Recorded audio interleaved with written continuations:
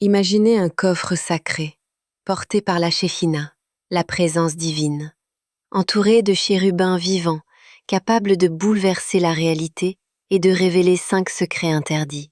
Oserez-vous pénétrer dans ce mystère? Dans le Saint des Saints, le souffle du divin emplissait l'air.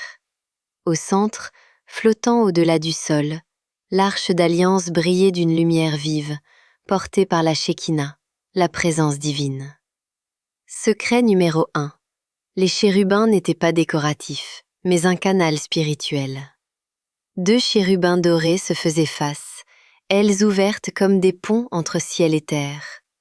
Quand Israël marchait en harmonie avec le divin, il se regardait, concentrant l'énergie sacrée. Quand l'ombre se glissait dans les cœurs, il se détournait.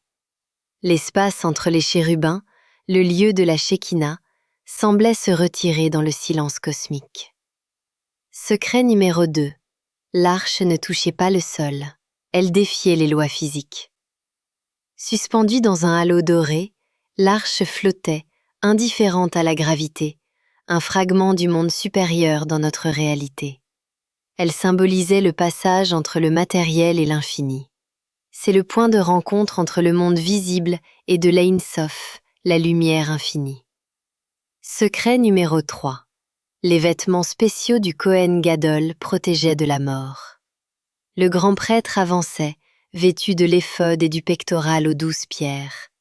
Chaque pierre pulsait de lumière, chaque étoffe vibrait de force sacrée.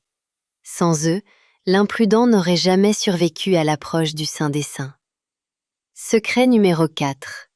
Les 12 pierres précieuses du pectoral, un code cosmique. Chacune représentait une tribu, un moi, un nom divin. Ensemble, elles formaient une matrice d'harmonie, un alignement du ciel et de la terre, un langage lumineux, un souffle divin qui transformait la réalité. Secret numéro 5. L'arche comme arme spirituelle, la chute de Jéricho. Autour de la ville, l'arche et le chauffard, trompette annonçant Dieu, créaient une onde divine. 7 jours à tourner autour de Jéricho, 7 puissances émotionnelles à purifier et apaiser.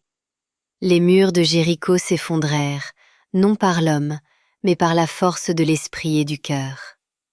Et si l'arche n'était pas seulement dans le temple, mais en toi? Abonne-toi, car le prochain secret ne parle plus du temple, il parle de toi.